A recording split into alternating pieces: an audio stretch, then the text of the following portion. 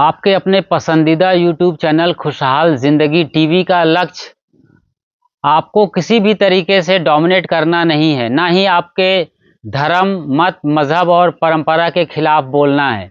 हमारा मकसद है आपके भीतर जो परम सत्य सोया हुआ है उसे जगाना। किसी भी तरीके से परम सत्य को उद्घाटित करना हमारा मकसद है। हम जो भी सच है आपके भीतर उसे उजागर करते हैं ताकि आप सत्य का साक्षात्कार कर सकें और हर तरीके के भ्रम, अंधविश्वास, कर्मकांड, पाखंड, ढोंग, ढकोसले, छू मंतर, जादू मंतर और चमत्कार से बाहर निकल सके। आइए एक बेहतरीन प्रवचन के गहराई में प्रवेश करते हैं। इसे शुरू से आखिर तक सुनिए, समझिए और अपना मार्ग कल्याण का खुद प्रशस्त करिए। आप अपने को हिंदू मानते हैं? हिंदू तो कबीर के शब्दों में कोई है नहीं। कबीर के शब्दों में सब मानव है, सब आदमी है, सब इंसान है। लेकिन मान लिया जाए कि आप अपने को हिंदू कहते हैं, तो हिंदू का मुख्य ग्रंथ वेद है। और वेद ने किस देवता को माना? वेद ने कहा मातृ देवो भव, वेद ने कहा पितृ देवो भव, वेद ने कहा आचार्य देवो भव, और वेद ने कहा अतिथि देवो भव। वेद ने नहीं कहा राम देवो भव, कृष्ण देवो भव, महादेव देवो भव, दुर्गा देवो भव, काली देवो भव, हनुमान देवो भव। वेद ने नहीं कहा। वेद ने कहा मातृ देवो भव, माँ सबसे बड़ी देवता है। और तब कहा पिता, इसलिए कि माँ का लागत ही जीवन पर 12 आना है और पिता का लागत 4 आना है। इसलिए हर जगह से माँ को आगे कर दिया गया। मातृ देवो भव, पितृ देवो भव, आचार्य देवो भव, और ये जो बैठे हुए अतिथि हैं ये सभी देवता के रूप में बैठे हैं। इनका स्वागत करना, इनका मान सम्मान करना जिसने आयोजन किया है उनका काम है कि हमारे दरवाजे पर जो देवी और देवता आए हैं उनका स्वागत करना मेरा काम है। ये 4 देवता है। विवेकानंद जी ने तो 2 देवता और बढ़ाया। विवेकानंद जी 2 देवता और बढ़ा दिया। मूर्खो देवो भव और मूर्खो देवो भव और दरिद्रो देवो भव। 2 देवता और बढ़ा दिया गया। बंधुओं, यही आपके देवता हैं। इनका लागत, इनका कर्ज आपके सिर पर है। इनका कर्ज सधा लीजिए, इनका लागत वापस कीजिए।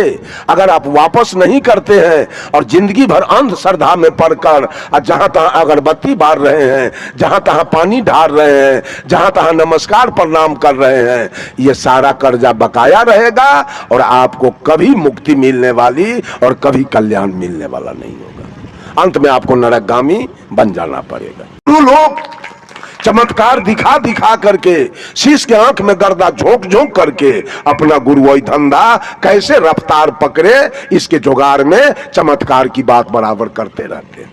और अंधे चेला लोग भी इसी चमत्कार के पीछे। साहब कबीर ने कहा, तू कहता कागज की लेखी, अब मैं कहता आंख इनकी देखी।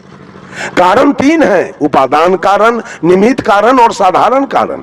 जब तीनों कारण लगते हैं तो कार्य प्रारंभ हो जाता है। अगर मां न हो, पिता न हो तो ये शरीर कहां से बनेगा? आकाश में कैसे बन गया शरीर? मैं तो कहता हूं किसी विद्यार्थी को अगर एग्जामिनेशन में पूछा जाए कि सदगुरु कबीर कैसे आए और वो विद्यार्थी लिख दे आकाश से आए, तो एग्जामिनर नंबर देगा कि काटेगा? फेल होगा लड़का कि पास होगा? बोलिए, फेल होगा ना। बंधुओं, ये चमत्कार की बात बोल बोल करके जब भगवान राम विवाह करने जनकपुर गए तो मरवा पर बैठे हुए थे। जब दुल्हा जाता है विवाह करने तो गांव के माने युवती लड़की सब दुल्हा से मजाक करने के लिए आती है।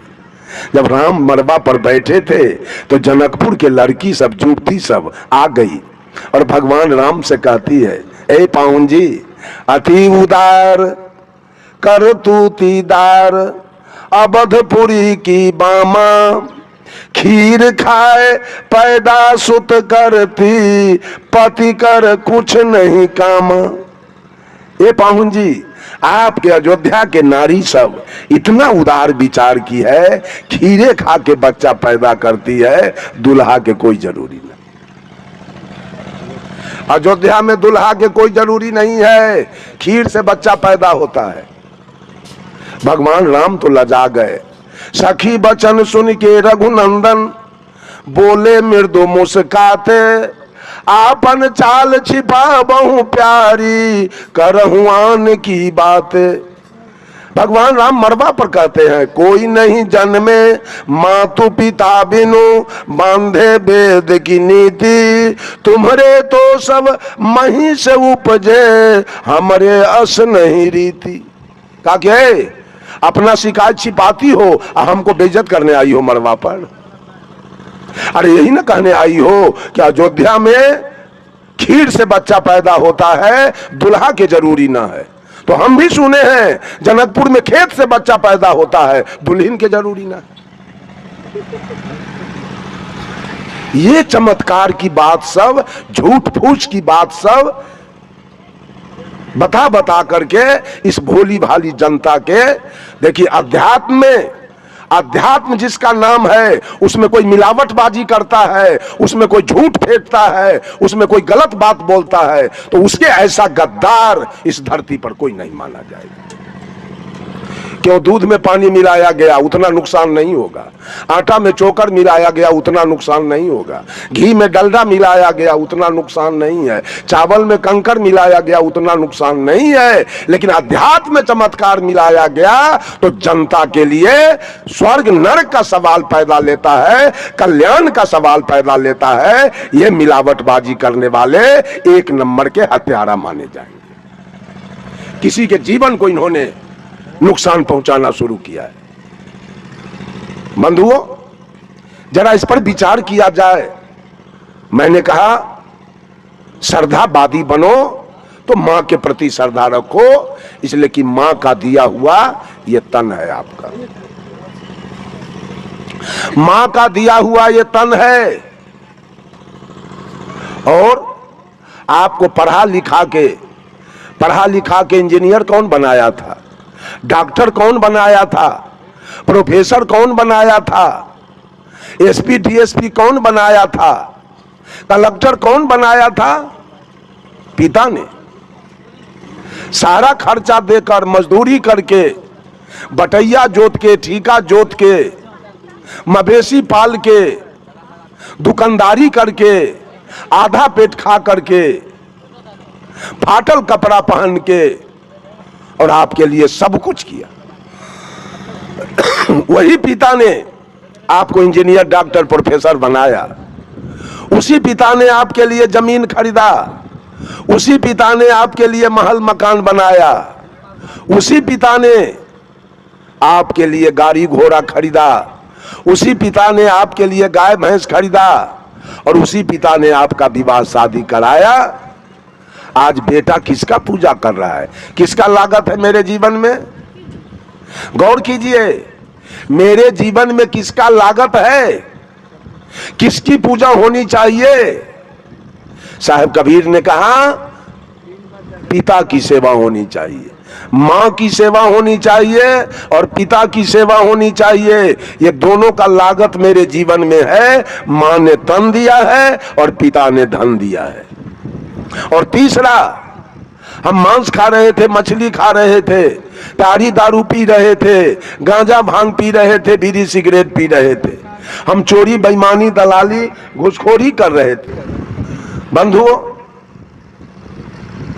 हमारे ऊपर पंचायती हो रही थी, हम पंचायती में थूक चाट रहे थे, हम कहीं गाली सुन रहे थे, लात जूता खा रहे थे, हम जेल जा रहे थे। इन सारे पाप कर्मों से मुझे निकाला किसने? तो लागत मेरे सदगुरु का मेरे जीवन में है कि सदगुरु ने सारे पाप कर्मों से हमको अलग कर दिया। तो मां ने तन दिया, पिता ने धन दिया और गुरु ने ज्ञान दिया। इसके अलावा कोई आदमी उठ के बोलिए कि आपके जीवन पर किसका लागत है, किसकी पूजा होनी चाहिए, किसकी सेवा होनी चाहिए? वो ईमानदारी से कोई उठ के बोलिए, मैं अभी उसका सफाई करूंगा कि और किसका लागत मेरे जीवन में है। संत श्री रमाशंकर साहेब क्रांतिकारी संतों में शुमार हो रहे हैं। उनकी वाणी में जो धार है, जहाँ भी गलत हो रहा है उसके खिलाफ जो वो बोलते हैं, सच बोलते हैं। सच कड़वा लगता है क्योंकि लोग झूठ में जीते हैं। अगर आप अपने को हिंदू मानते हैं, हिंदू तो कबीर के शब्दों में कोई है नहीं। कबीर के शब्दों में सब मानव है, सब आदमी है, सब इंसान है। लेकिन मान लिया जाए कि आप अपने को हिंदू कहते हैं, तो हिंदू का मुख्य ग्रंथ वेद है। और वेद ने किस देवता को माना? वेद ने कहा मातृ देवो भव, वेद ने कहा पितृ देवो भव, वेद ने कहा आचार्य देवो भव, और वेद ने कहा अतिथि देवो भव। वेद ने नहीं कहा राम देवो भव, कृष्ण देवो भव, महादेव देवो भव, दुर्गा देवो भव, काली देवो भव, हनुमान देवो भव। वेद ने नहीं कहा, वेद ने कहा मातृ देवो भव, मां सबसे बड़ी देवता है। और तब कहा पिता, इसलिए कि मां का लागत ही जीवन पर 12 आना है और पिता का लागत 4 आना है, इसलिए हर जगह से मां को आगे कर दिया गया।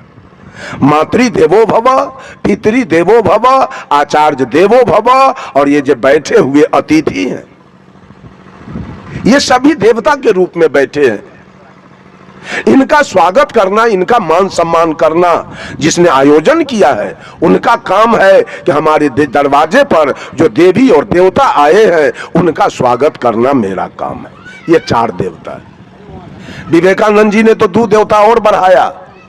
विवेकानंद जी 2 देवता और बढ़ा दिया, मूर्खो देवो भव और मूर्खो देवो भव और दरिद्रो देवो भव। 2 देवता और बढ़ा दिया गया। बंधुओं, यही आपके देवता हैं। इनका लागत, इनका कर्ज आपके सिर पर है। इनका कर्ज सधा लीजिए, इनका लागत वापस कीजिए। अगर आप वापस नहीं करते हैं और जिंदगी भर अंधश्रद्धा में पड़कर जहां तहां अगरबत्ती बार रहे हैं, जहां तहां पानी ढार रहे हैं, जहां तहां नमस्कार प्रणाम कर रहे हैं, ये सारा कर्जा बकाया रहेगा और आपको कभी मुक्ति मिलने वाली और कभी कल्याण मिलने वाला नहीं होगा। अंत में आपको नरकगामी बन जाना पड़ेगा। का साहब कबीर कहते हैं, मानव से प्रेम करो, माता पिता गुरु अतिथि में श्रद्धा रखो और मानव से प्रेम करो। ये मानव प्रेम के पात्र हैं। जहां कोई विकार न हो, प्रेम निर्विकार हो, निर्मल हो, पावन हो, पवित्र हो, शुद्ध हो, ऐसा प्रेम करो। सेवरी और राम के जैसा प्रेम करो अपने माँ से, अपने पत्नी से, अपने बेटा और बेटी से, अपने भाभी से, अपने भाई से, अपने पिता से या गांव के लोग से। मनुष्य प्रेम का पात्र है। मानव से प्रेम करो। जहां कोई जातीयता न हो, जहां कोई सांप्रदायिकता न हो, जहां कोई ऊंच नीच का भेद न हो, जहां कोई अवर्ण सवर्ण का भेद न हो, जहां कोई छुआछूत का भेद न हो, जहां कोई गोरा काला का भेद न हो, जहां कोई हिंदू मुसलमान का भेद न हो, ऐसा प्रेम करो मानव मात्र से। यह कबीर की दूसरी भक्ति। माता पिता गुरु अतिथि में श्रद्धा रखो और मानव से प्रेम करो। और तीसरी भक्ति है यह जीव मात्र जितने मानवेतर प्राणी, मानवेतर अर्थात मनु जोनी से नीचे की खानी में जीने वाले ये पशु पक्षी कीड़ा मकोड़ा सब दया के पात्र हैं। इन प्राणी पर दया रखो। यह तीसरी भक्ति। संत मत कहाते हैं, कबीर मत कहाते हैं और दर्जन के दर्जन बकरी पोस के कुट्टी कटवाते हैं। दया का 1 पैसा लेस नहीं। वो आदमी स्वर्ग जाएगा, बैकुंठ रास्ता खुला हुआ है क्या? हत्यारा बैकुंठ जाएगा, हत्यारा सतलोक जाएगा स्तुति करके और विनती करके, भर मांग चंदन करके और लाल पियर पहन के सतलोक चला जाएगा। व्हाट इज सतलोक? सतलोक है किधर? साहब कबीर ने कहा, नर तू पार उतर कहाँ जई हो, आगे पंथी पंथ न कोई, कुछ मकान न पई हो। आ कहे कबीर सुनो भाई साधो, जहां के पौध तहीं ठहरई हो। अनजाने को स्वर्ग नरक है, हरि जाने को नहीं। आ जही डर से सब लोग डरत है, सो डर हमरे नहीं। दिल में दया का 1 पैसा नहीं। यहाँ अमीर बनने की बात है। बकरी 30-30 हजार में खसी बिक रहा है। यहाँ अमीर बनने की मंशा है कि हम धनवान बन जाए बकरी कटवा कटवा के। तो धनवान बनोगे कि मुक्ति पाओगे? 2 में से तो एक ना होगा। या तो धनवान बनोगे नहीं तो मुक्ति पाओगे। तो पोसा गया धन के लिए। बकरी क्यों पोसा गया? गाय तो लाया गया दूध के लिए, भैंस लाई गई दूध के लिए, बैल लाया गया खेत जोतने के लिए, घोड़ा लाया गया चढ़ने के लिए। अब बकरी क्यों लाई गई? मांस बेचने के लिए। यह मनसा खराब है, अंतरात्मा का विचारधारा गंदा है। अब वो आदमी कहता है हम संत मत में हैं, हम कबीर मत में हैं। तुलसीदास जी ने कहा दया धर्म के मूल है, धर्म का मूल है दया, और जहां दया नहीं है मूले बात खत्म है। तो और बच क्या गया? सब संतन की बड़ी बलिहारी, यह बच गया। कबीर पंथ की स्तुति विनती बच गया, और दिल का दया समाप्त हो गया। अपना नहीं, अगर ऐसा है तो अपने बेटा पर बड़ी दया बेटी पर मत रखिए। आप अपने बेटा बेटी पर से भी दया हटा लीजिए। औरतों के पास माया होती है लेकिन दया का पूरा अभाव। एक जगह हम बैठे थे, वो बुढ़िया बकरी माने बच्चा देते देते बेचारी बुढ़ा गई। अंत में जब वो बच्चा देने लायक नहीं रह गई तो घर भैया कसाई के हाथे बेच लिया। हम उस जगह बैठे हैं, कसैया जो बकरी को लेके चला तो बकरी वाली कहती है जा हे लक्ष्मी बड़ा धार। बट पापी कहाँ के थे, लक्ष्मी इनको बड़ा धार दिया। अंत में इतना बेचने से इसका पेट नहीं भरा, बच्चा कटवाने से, तो अंत में बुढ़ियों के गर्दन कटवा रही है। और लक्ष्मी बड़ा धार ला। ये औरत के पास कितना ज्ञान है, कितना बुद्धि विवेक है, इसका माया कहाँ कितना है, और दया इसके अंदर से कहाँ चली गई? एक पैसा दया का लेस नहीं है। धनवान बनने की लालसा है कि बकरी पोस के हम धनवान बन जाएंगे। खून के पैसा से और गर्दन के कट्टी के पैसा से कोई धनवान बन जाएगा? कोई नहीं बनेगा। वो धन गलेगा, वो धन गलेगा, बढ़ेगा नहीं किसी कीमत पर, चूंकि गर्दन कट्टी का पैसा है। दया है दिल में, सदुआई करते हैं, स्तुति विनती और प्रार्थना करते हैं और मुक्ति पाने की बात करते हैं। जब देवव्रत ने जब हंस को मारा था, हंस गिर गया, तीर लगा, हंस गिरा, हंस को किसने उठाया? सिद्धार्थ गौतम ने उस हंस को अपने गोद में उठाया। अब धीरे से उसका तीर खींच के और मल्हम पट्टी करके अपने गोद में रखा था। हंस थर थर कांप रहा था डर से। देवव्रत दौड़ के आया, भैया, चचेरा भाई थे दोनों, भैया ये हंस मेरा है, मैंने इसको मार के गिराया है, हंस मुझे दे दो। सिद्धार्थ गौतम ने कहा भैया मारने वालों से ज्यादा अधिकार है बचाने वालों का। मैंने इस हंस के प्राण की रक्षा की है, मैं हंस नहीं दूंगा। दोनों भाई में झंझट होने लगा। कहा तो एक काम करो, पंचायती बैठाओ और फरियालो कि हंस किसका होगा। सौभाग्य देखिए, पंच में सिद्धार्थ गौतम के पिताजी राजा सुदोधन को पंच माना गया। एक तरफ भतीजा है और एक तरफ बेटा है और पिताजी पंच बन गए। देखा कि अगर भतीजा के पक्ष में जाता हूं तो बेटा कहेगा पप्पा भतीजा का पक्ष ले लिया, अगर बेटा का पक्ष लेता हूं तो भतीजा कहेगा बड़ा पप्पा बेटा के पक्ष में भाग गया। अभी संकट है यहाँ। एक उपाय सूझा सुदोधन को, कहा कि देवव्रत सामने खड़ा हो। उम्मीद करते हैं कि आपने बड़ी बारीकी से इस पूरे सत्संग को गहरे में लिया होगा और समझा होगा।